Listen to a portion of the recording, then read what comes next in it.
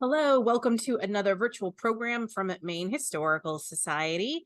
It is July 11th, 2023, and this is When the Island Had Fish, a book talk with Janna Smith.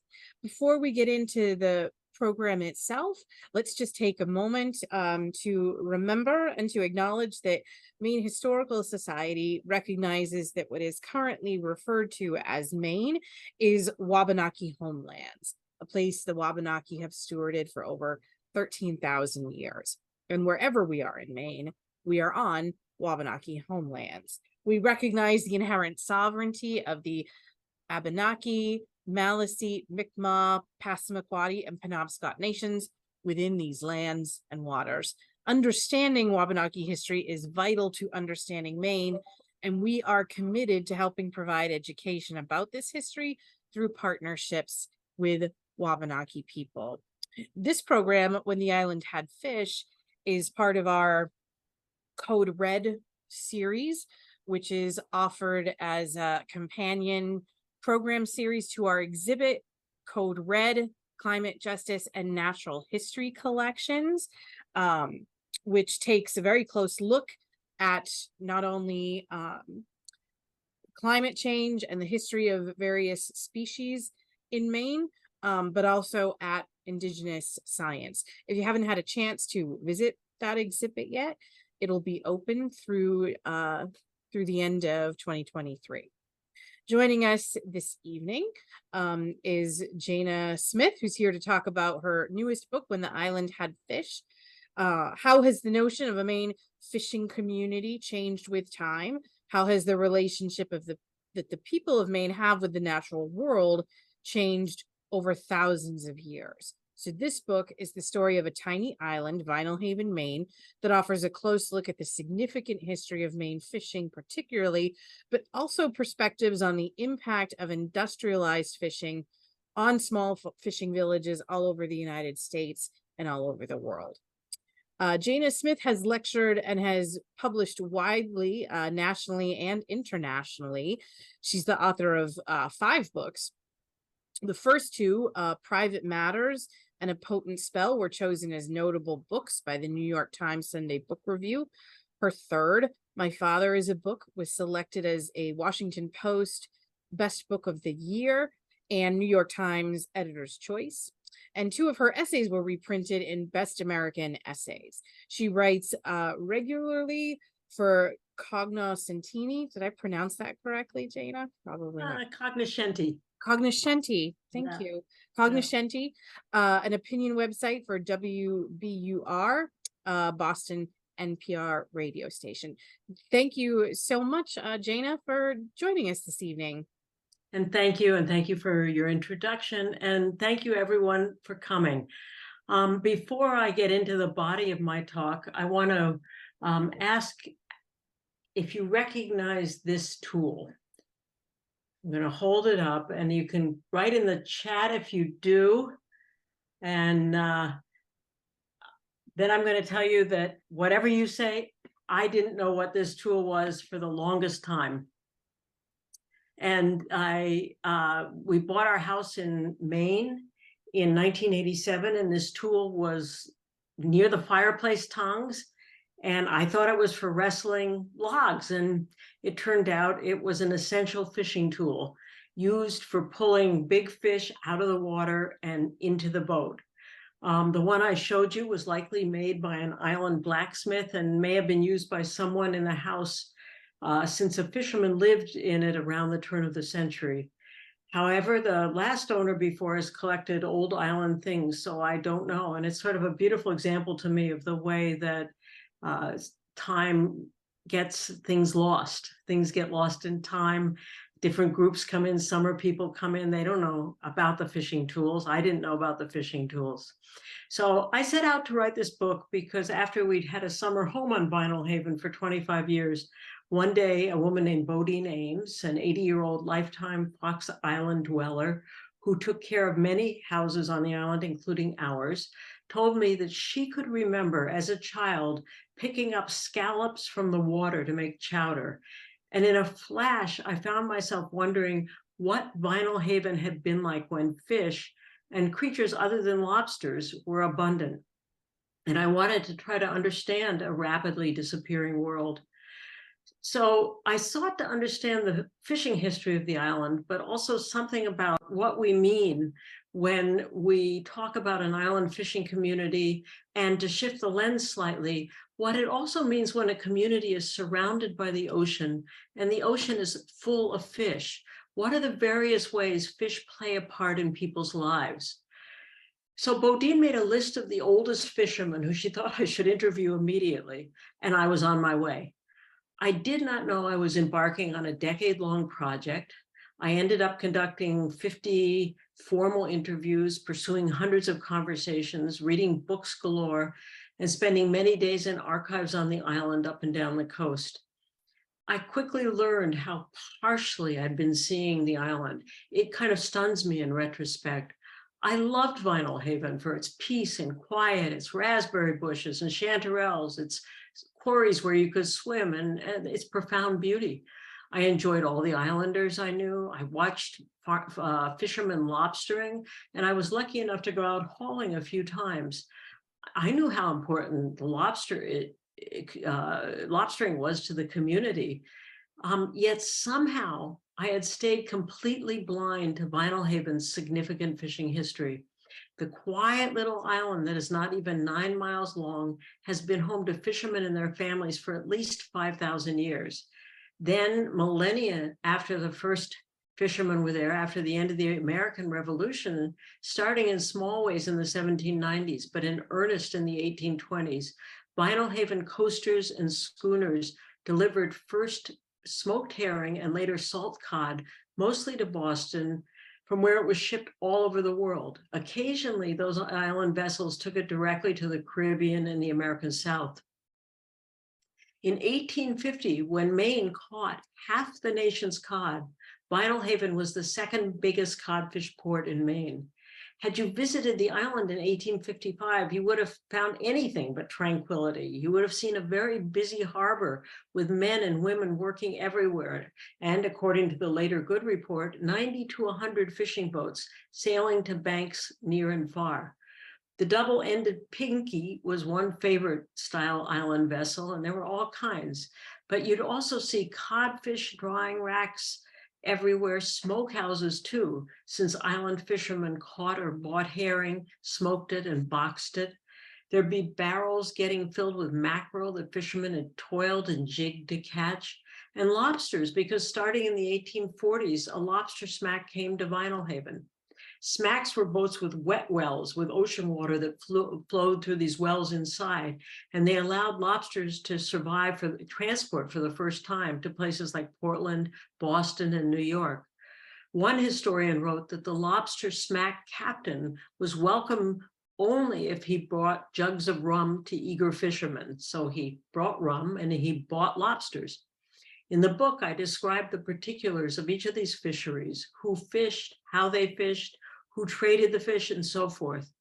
I have a chapter that annotates a set of mid-century letters between an unsuccessful fisherman and his wife, and it gives an account of their lives.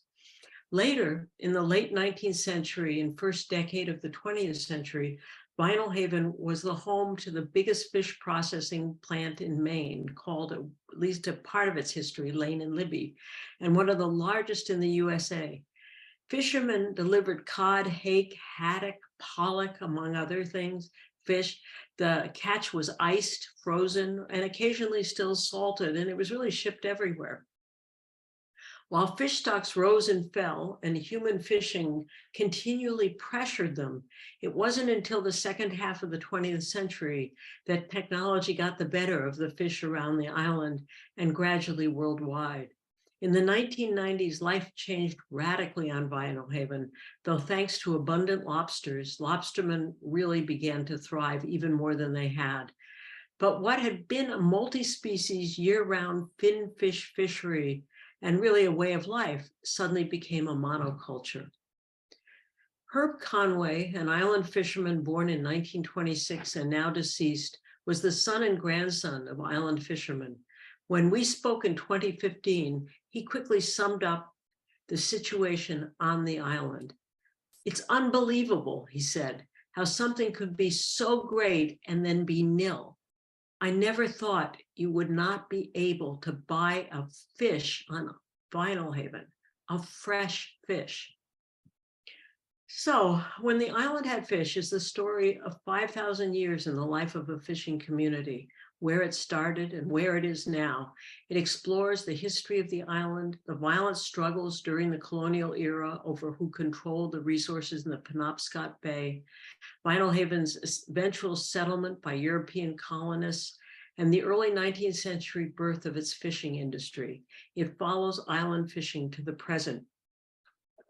The book mostly focuses on stories about the people who lived on Vinalhaven. It's their story. Theirs has been a challenging life filled with constant risk and held together by hard work, hope for the next good catch, many kinship ties, and a strong community, good ocean resources, and great adaptive resourcefulness. Additionally, not often mentioned when we think about the independent island fishing life, the cod fishing success was initially enabled by a well-placed government cod fishing subsidy. And islanders were also greatly aided by WPA money during the Great Depression and in various other ways since. So the island has always been at once really separate and totally connected to the rest of Maine and America. I want mostly to tell you stories I heard from island fishermen, but first let me acknowledge the long, rich pre-European island history of human habitation. About 4,500 years ago, a group of ancestors of today's Wabanaki Confederacy, not the earliest human inhabitants, but the first who left plentiful evidence of their lives, settled on North Haven and Vinalhaven to fish. Bruce Bork and his team of archaeologists lately referred to them as the swordfish hunters, though for a long time they were referred to as the red paint people, a name that was really found offensive by the Wabanaki, and I just use it to locate those of you who may have heard it. They lived year-round on both islands, though younger men returned to the mainland sometimes in spring and summer, likely to hunt. On the islands, they fished and hunted, sewed clothing, raised children, carved tools. The swordfish hunters carefully buried their dead, both humans and their pet dogs. It was a sophisticated, knowledgeable culture. I urge you to read Bork's books about them, as well as commentaries by members of the Wabanaki Confederacy. And I want simply to say three things about them relevant to fish and fishing and later Vinalhaven history. First of all, these very early inhabitants likely came to the islands because fish were abundant, so abundant in the Penobscot Bay and the Gulf of Maine. We know that they fished for codfish and caught ones that were much bigger, up to 4 or 5 feet long, than any caught by living fishermen. They appear to have been superb canoeists, and they paddled their dugout canoes into deep ocean to pursue swordfish, perhaps for ritual reasons as well as for food. Finally, we know from the bones of animals and fish found in middens, large shell piles that are all up and down the Atlantic coastal ecotone, that they fished for and consumed many, many sea creatures: cod, swordfish, winter flounder, smooth flounder, sculpin, pollock, herring, dogfish, haddock, clams, and mussels. Interestingly, it seems that they too gradually fished down the cod stock in the waters around the islands. The cod bones got smaller in more recent midden levels. So several thousand years ago, we can already see humans putting pressure on a local Penobscot Bay cod stock. Across millennia, the Fox Islands, principally Vinalhaven, North Haven, and Matinicus, were places that groups, likely mostly of Penobscot, but also possibly from 3 other principal Eastern Algonquin nations, 4, the Abenaki, the Mi'kmaq, the Maliseet, and the Passamaquoddy, now broadly known as the Wabanaki Confederacy, came to live sometimes and often to hunt, fish, clam, and gather fish eggs for food, and to gather grasses with which to weave baskets. Their practices were interrupted as Europeans arrived, seeking to control the land and fishing grounds and exposing these groups to more violence and deadly new illnesses. The book has a chapter about some of the struggles around the Fox Islands for control over fish and other resources, and a chapter about my own effort to track down and visit 3 very old skeletons unearthed on Vinalhaven in 1939, when hunting for relics was a national phenomenon. An ill-advised one, but nonetheless.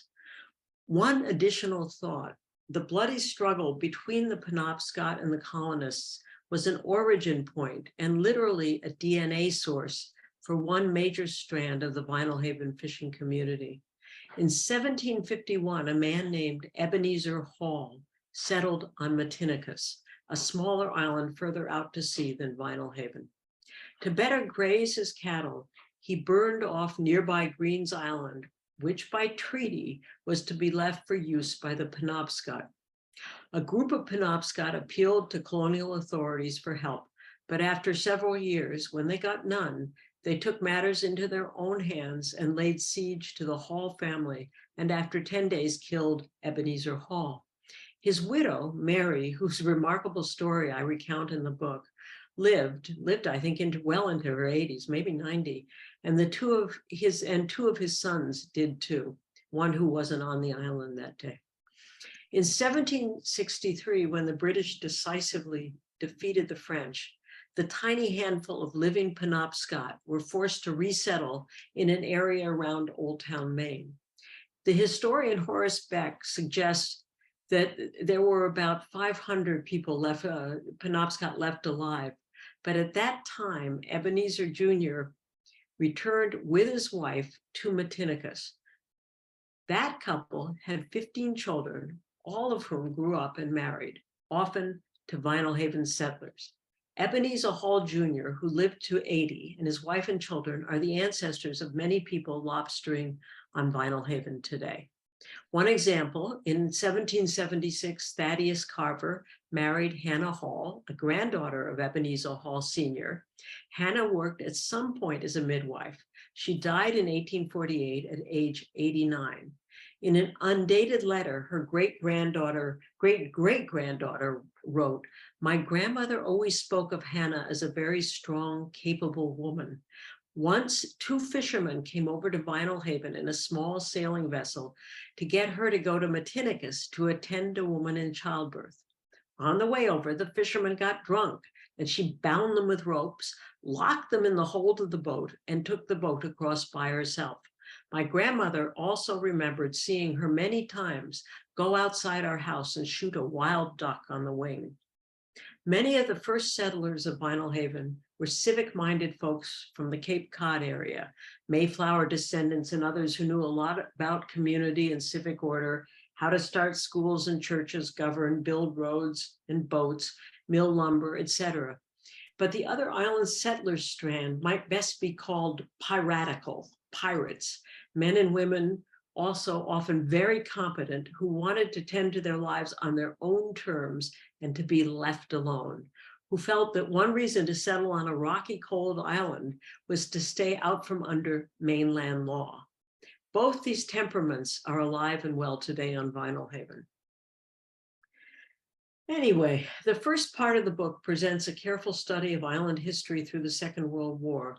I show how islanders started fishing in the early 19th century, what the island fishing industry looked like in its peak mid-19th century, and how it had an initial decline after the end of the Civil War, but stayed in the game nonetheless. Motors arrived during the first decade of the 20th century and changed fishing forever. It was only a matter of time then that technology would take over.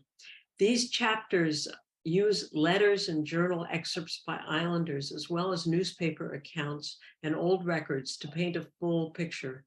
Here are 3 examples to give you just a little texture. Captain David Carver, writing to his parents in 1857 from New Orleans, loading for Liverpool, wrote, quote, "I never worked harder than aboard this ship. 20 men to look after and keep straight. And you know how discipline on shipboard is needful the first thing.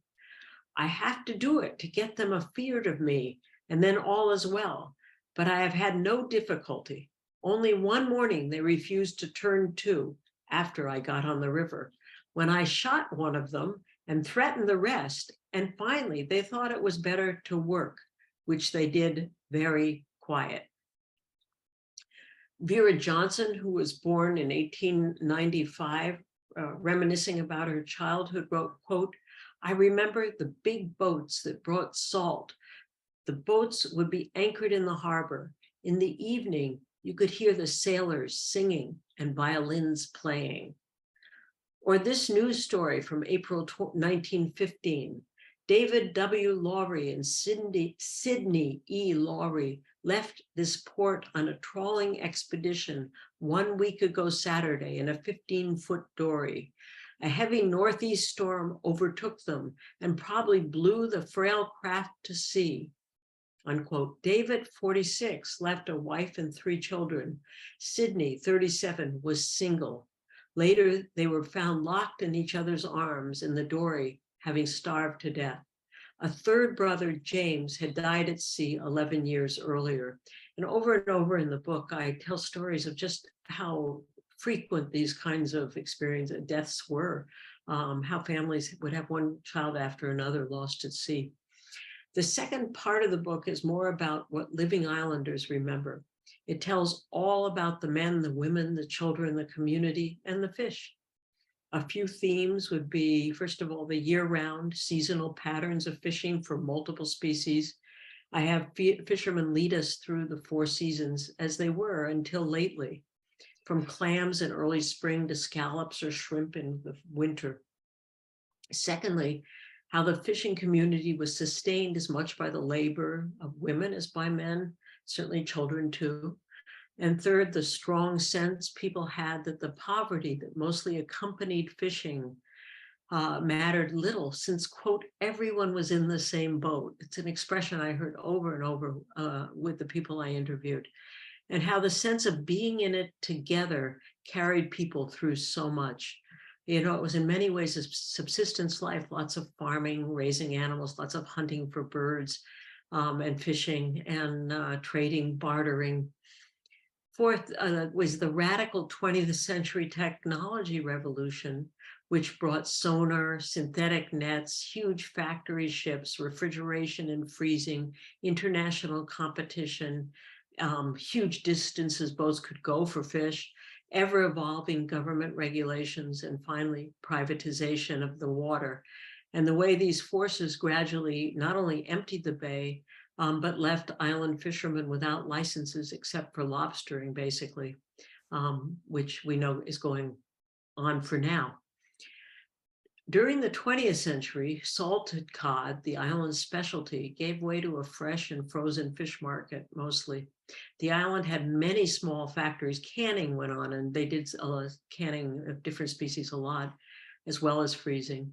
And then there was the big factory. The Great Depression hit the island hard, closing, in fact, the big fish factory. Many men and women left for work and then fought in World War II, but they returned home to good fishing for haddock, cod, redfish, hake, and herring that on and off continued until the 1990s.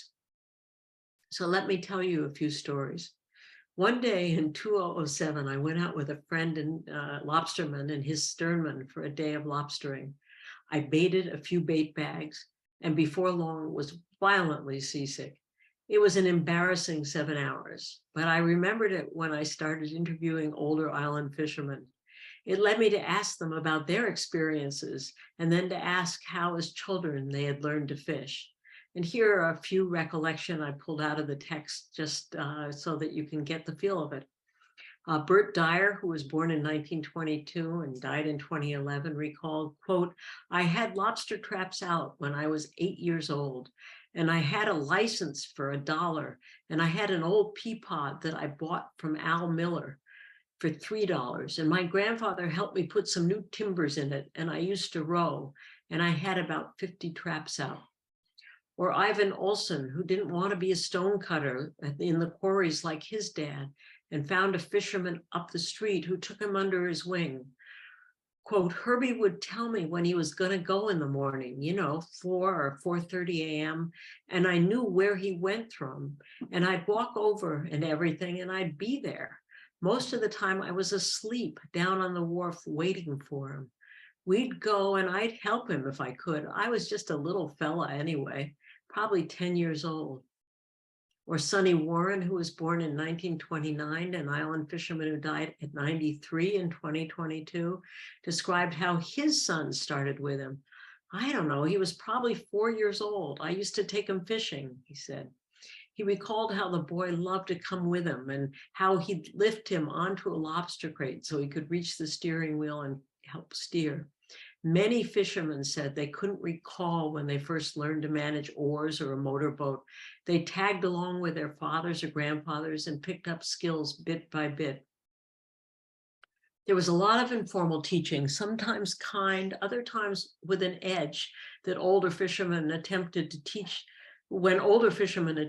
teach youngsters just how much cold and wet and seasickness they would have to endure to stay in the game. Kids often started out by dressing fish. As a 10-year-old, Jerry Dowdy went out with his father and grandfather, and his job was, quote, to cut the heads off and take the guts out. He'd slice the hake open and reach his arm into the big body. And so he said, that's when I would get seasick, the first hake, because hake blow up. The air lets go and the smell of it, that would get me every time. But you didn't stop, no matter how sick you got. You couldn't stop. You wouldn't get paid. And he and others described thousands of hake that had to be gutted right away so that they wouldn't spoil. And they were just kids. The book also talks in detail about the species of fish: cod, haddock, again, herring, hake, pollock, redfish, caught, the amounts, the ways of fishing, long line, trawl, purse seines, and dragging and closing off coves and building weirs, and about the bycatch waste, the buyers, the difficulties sometimes finding markets. But for tonight, just a few broader comments and stories. Island fishermen worked incredibly hard, especially from the spring well into the autumn. The work was exhausting and especially brutal before boats came with motors and motorized winches to haul in trawls and nets that had to be done by hand. It was awful when you had to do it against the current, which you did in the fog.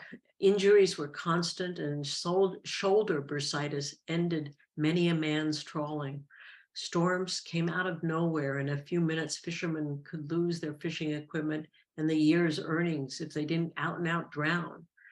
Bert Dyer described, for a different kind of story, the hazard of dogfish. The sharks that arrived in July took the hooks along the trawl and had to be unhooked one at a time, and they'd thrash you in the process. They ruined the fishing.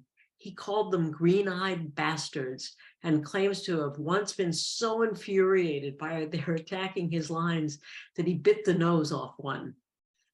He was certain the arthritis in his shoulder was from pounding dogfish. Ivan Olson remembered baiting with fresh herring for cod and getting cusk instead when they hauled up the trawl. Quote, and we came in, and of course they wasn't worth nothing, probably a couple of cents a pound. We had 6,000 or 7,000 pounds of the damn things. We had an awful struggle to get rid of cusk because there was plenty of haddock around. So if you had one fish, because it's a multi-species fishery, but it wasn't the one that was selling, you couldn't sell it, or you had to throw it in the water. You had to sell it for almost nothing, or sometimes a factory could turn it into something, but there was just no money in it for the fishermen. And they never knew what was going to come up on their lines. They tried, they could find different fishing grounds where they thought different fish might be, but it just depended on the moment. John Beckman, born in 1919, who died in 2010, looking back at 90, fondly remembered his work clamming. It was hard work, but geez, it was fun, he said. And during the 1930s, he was an astounding clam digger, probably held the island record. Managing 8 or 10 and sometimes 12 bushels in a day, just an amazing amount, unheard of. Sonny Oakes, who was 6 or 7 years younger, who dug with him sometimes, remembered John's experience differently. They claim, Oakes said, but I didn't see him at the time, that he dug so hard that he'd crawl up on the bank and throw up. Of course, he had a big family, 6 or 7 kids, so he had to. And you know, clams were often the fish of last resort when there was nothing else, when you had to feed your family and make a few dollars. A fisherman I call Hal, because not every fisherman I interviewed wanted to be named, a generation younger than John Beckman, described a workday where he left port at 4 in the afternoon, slept an hour on the boat on the way to the fishing ground, and another hour on the way home. He arrived home with daylight between 4 or 5 in the morning and unloaded the fish. He'd grab breakfast and go out to haul his lobster traps until noon. After 20 hours of work, he'd go home, watch a half hour of television, sleep for 2 hours, eat supper, and set out again. He kept that up for 30 years. The fishermen had to earn livings, but many loved the work, found it genuinely exciting. You never knew what the next day would bring, and the joy was when you caught a boatload. Walt Day remembered an exhilarating day in the 1960s when he was a teenager out with a friend. He said in an interview, one day just to the west of Hurricane Ledges, we had like 900 pounds of cod in the outboard boat. We had so many codfish in the outboard boat that we would catch one and we'd have to dress it to make more room in the boat because it was getting pretty filled up. The fishermen who loved the work really loved it. Lee Osgood, fishing for herring as a teenager, described going out just before dark when you got your best sets and looking for the herring schools. He said, you look for porpoises, gulls. If you've never been and seen a school of herring, it's a sight to behold. It's just like a sheet. They widen. It's just super. If they're really solid, it's unreal. Just as far as you can see, beautiful. It really is. On a pretty night, it's beautiful. You can smell them. There's nothing like it. Purse seining is quite addicting when everything is going good, which lots of nights it did, and lots of nights it didn't. It's just typical fishing, but it was beautiful. The fish in the water, the guys all working together, having a good time, a real simple good time. Like I said, nobody probably had a $10 bill in their wallet, but nobody really cared. You didn't think about stuff like that. Islanders knew how to enjoy themselves in spite of everything. There was a million clubs and activities of all sorts on this island. At one point, there was a horse racing track, there was ice sailing, there was all kinds of group activities, from sewing bees to barn building bees. It just goes on and on when you read about it in the book. It's really amazing. Men in the fish houses got together all the time or on the water. Women knitting nets, together, knitting, crocheting to make nets for the fishermen, for the lobstermen, or working together in the fish plants or in restaurants, talking over everything, and laughing a lot together. The camaraderie was for real.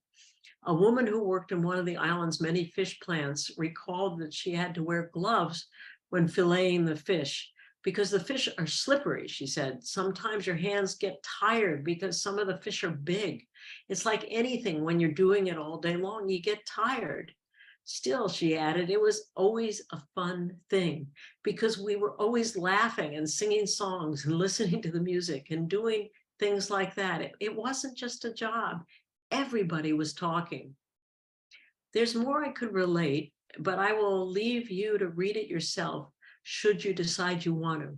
While I've tried hard not to soften too many edges, and I don't want to romanticize a life that could be challenging, dangerous, and often deadly, still, I think we would be losing so much if we lose our appreciation of what it means to work together and pursue wild creatures, like the swordfish hunters did 5,000 years ago, native fishermen did for thousands of years, and as islanders more recently have done for hundreds of years. As we try to imagine what a collective future might look like, there's a lot to be learned from Vinalhaven, communities like it, where people had to figure out how to get along and how to work and disagree and celebrate and mourn together, and where they had to solve so many problems with ingenuity and baling wire. We sold our house in 2018, but I took the gaff. Bodine Ames, who inspired this book, died in 2019. I'd like to give her the last word. When I interviewed her, I asked her about going smelting. Until the mid-20th century, when smelt stopped coming to Vinalhaven, one favorite town activity was gathering at an inlet or stream on a spring night when the smelt, a small anadromous fish said to taste a little like small salmon, came up the streams to mate. Bodine remembered going smelting as a little girl in the late 1930s. It was so exciting, she recalled, because we watched the stars and we could actually see the glimmer of the smelts as they flipped up the brook to go and spawn. The tide would be almost high. There would be several groups of people and we'd all be talking quietly, and it was fun. There were some people from Vinalhaven and some from North Haven. God knows who might be there. Old people too. Some were out in their pea pods or tenders. They would reach over the side and fish that way. Everyone waited and waited. Then suddenly someone would hear something and rush to the brook, and everyone followed. She said we could use our flashlights then, and when you could just see a flick, a glimmer, you just reach in and you'd get that smelt, and he'd be all wiggling in your hand, and it felt enormous to me. Then you put it in a bucket. Everybody had buckets. You know, if we got a bucket of smelts, that was a whole lot of smelts, and we could share it with the neighborhood. A lot of times, if it wasn't too late at night, say it was only 10:30 or 11 at night, whoever was there smelting with you, you might say, well, this is the first smelts of the season. Why don't you come home and have some with me? After cleaning them, Bodine's family rolled them in cornmeal and fried them in bacon fat and lard. They were wonderful, she recalled. Thank you. Thank you so much, Janna. Really interesting. Excuse me. So I wonder if you could tell us a little bit more about your research. It sounds like you talked to a lot of residents of Vinalhaven, but where else did you go? Did you happen to utilize anything at Maine Historical Society? I actually did. I did go to the Maine Historical Society, and I can't recall right now. I spent an afternoon there looking in your catalogs at different things, and I can't recall if something from it landed in the book or not.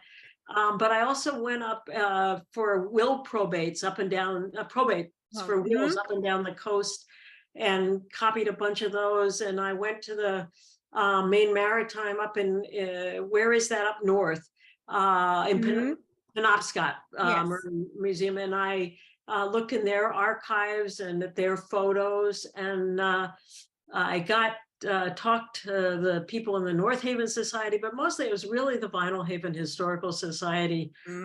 Not only suffered my presence a lot, but helped me constantly with this. And then, you know, there are a lot of great books written about fishing in Maine and about Maine history, as you know better than I. And I just read a lot of them. And finally, what I did was I got in touch with people who really knew Maine fishing history, you know, Ted Ames, Robin Alden, William, what's his last name? I'm just slipping it right now. Karen Alexander did some editing for me. And I really had the fish experts go over what I wrote to make sure that I wasn't really making mistakes and to make sure that everything I said was accurate. So I feel a lot of confidence in that. That's great. Did you have was there a particular story or bit of information that you would say is your favorite that you came across? Oh, there's so many. And I think I put a bunch of favorites in here. You know, when David Carver had to shoot a guy to keep the other sailors calm on the boat, it really tells you so much about not romanticizing the world of fishing. And certainly the stories I loved, like, well, like the one I told, where there were a lot of them, were just how long the fishermen remembered the really good days, and how much that just felt so great to them when they could come home with a full boat of fish they could sell. You know, one other thing I would say for a wonderful story was there was a guy named Lorenzo Sabine, who was one of the earlier writers about really looking at fish all over Maine.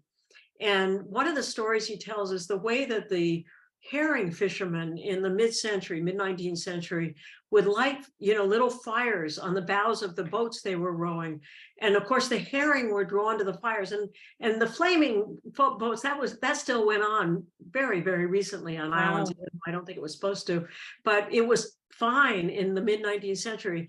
But the part I thought was so wonderful that he talked about was how everybody would come to the shore along the shoreline, because all these boats going up and down at night with their little fires on them were like fireworks for everybody. And they just loved to watch them because it was so beautiful. Wow.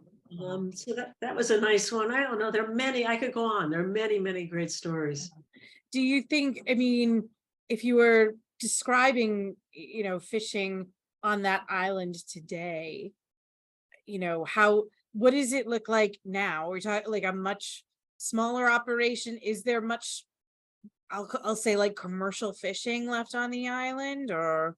There's really no commercial fishing except for lobstering. It's a monoculture. Yeah. It's so complicated. It's really ironic because lobstering, now has made a number of islanders richer than anybody could ever imagine being, because as the cod have left, as the ocean is emptied, as traps have become really feeding farming stations for lobsters, because the lobsters can get in and out of them, and they're only randomly caught.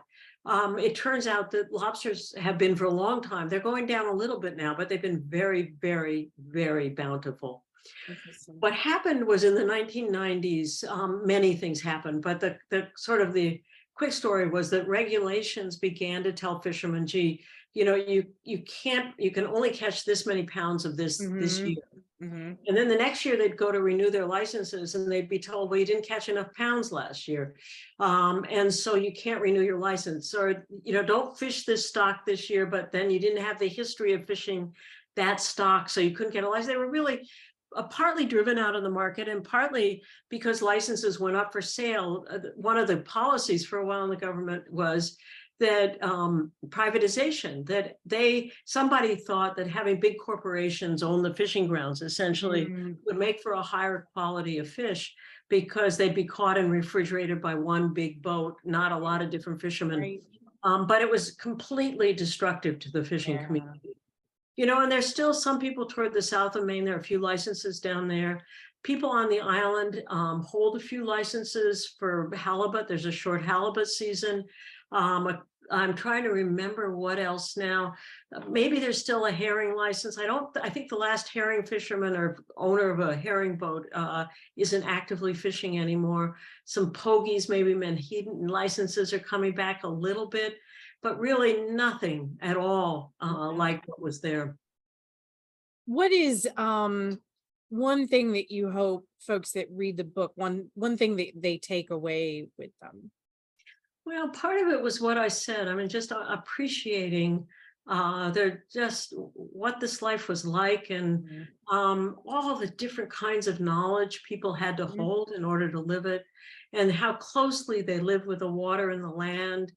And, harmony is an easy word, they lived in harmony with the land. Well, I don't think I'd quite use that, but we have a lot to learn from people who lived closer to nature than many of us do now. Yeah. And we have a lot to learn from them. And, one of the things that always drives me a little bit nuts is how narrow-minded we are about what kinds of intelligences exist in the world and what kinds of knowledge. And, certainly going back to the swordfish hunters, I think there's gradually now an appreciation for how much these people who lived 5,000 years ago and these ecatones had to know more than any of us have to know today in order to survive. And I think just broadening our appreciation of knowledge is something that I would want, but looking at resourcefulness is something. Appreciating also community. I mean, these were really democratic communities in many ways. I mean, they had their kind of tough guy elements sometimes. And there were people who would beat you up if you crossed their path when they didn't want you to. But by and large, the community worked things out together. There were town meetings. There weren't police from the mainland most of the time, and when they were there, they weren't appreciated so much. people settled their own things. And Mhm. by and large, they did a kind of remarkable job with it. Yeah, yeah. Well, this is a really fascinating history. Thank you so much for again for sharing your time and your expertise and being with us to talk about the book. I'm getting one comment from someone in the audience that they and their brother have some great childhood memories from fishing for cod with their uncles in Newfoundland in the 50s and the 60s. And they're asking, were people fishing for cod in Vinalhaven that recently? Do you know? Yes, they were still fishing for cod in the 50s and 60s. And what the story is that these big Russian boats came in the 60s. There was some political deal that was made, and they really just cleaned out those fishing grounds kind of once and for all. And, thanks to the work of Ted Ames, we know that, well, other people learned this, but he worked it out with the fishermen of Vinalhaven, exactly where the cod bred around Vinalhaven. We now know all those fishing grounds. And what we also know is that once you fish them out, other cod don't come in and take their place.